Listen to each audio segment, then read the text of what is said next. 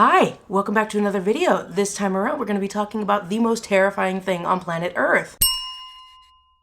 In the wake of a personal tragedy, Harper retreats on a solo holiday in the English countryside to heal. Memories of the tragedy haunt her, and she soon becomes disturbed by the men in the community.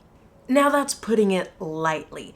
I only saw one trailer for the movie, and even before seeing the trailer, I was already ready to see the movie because the director, Alex Garland, has the films Ex Machina and Annihilation under his belt, and I really enjoyed those two films. If you've seen those two films, Men is not an oddball. It fits right in, though I will say it definitely pushes some boundaries. Men is a layered film that serves stunning scenery, unsettling scores, gorgeous lighting that is all weighted with implications and symbolism. The film can and absolutely does get very uncomfortable at times, with heavy themes such as grief, guilt, suicide, domestic violence, and the treatment of women. When I left the theater after seeing this one, I had to tell my boyfriend that I was a little bit thrown off because movies nowadays are so easy to digest, and you watch it, you understand it, you get it. You get the themes, you get the symbolism, it's just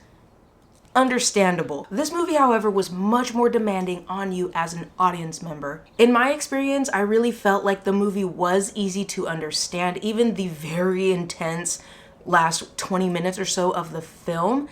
But I do feel like my understanding personally was very surface level. There are a lot more details and specifics, particularly the folklore. The movie does very little to explain the folklore element, so you might have to do what I did, and that is just do some research after the film. But once you really understand that element, everything just clicks. Coming in at an hour and 40 minutes, Men manages to deliver on a unique and nerve-wracking movie experience with amazing visuals and an outstanding cast. Jessie Buckley really grips you with her performance as Harper, and Rory Kinnear just makes your skin crawl with a fantastic and unsettling representation. So that brings us to the end of the video where I watched it so you don't have to, but was it worth the watch? I'm going to say yes, but you do need to keep an open mind.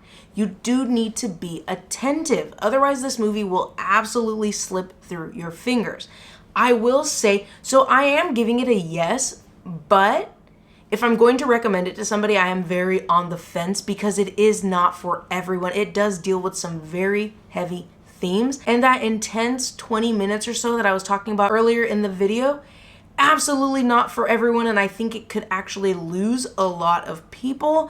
So I will just, that's where I'm telling you to keep an open mind and be aware of the symbolism and the meaning. If you've seen Garland's other works, I think you'll be okay in terms of the storytelling, pacing, symbolism, visuals, and things like that. But for me personally, the folklore did throw me off. I did not understand it until after the film, and I did have to do some research. So if you're not open to that, I would skip it. If any of the themes in the movie would upset you, I would skip it.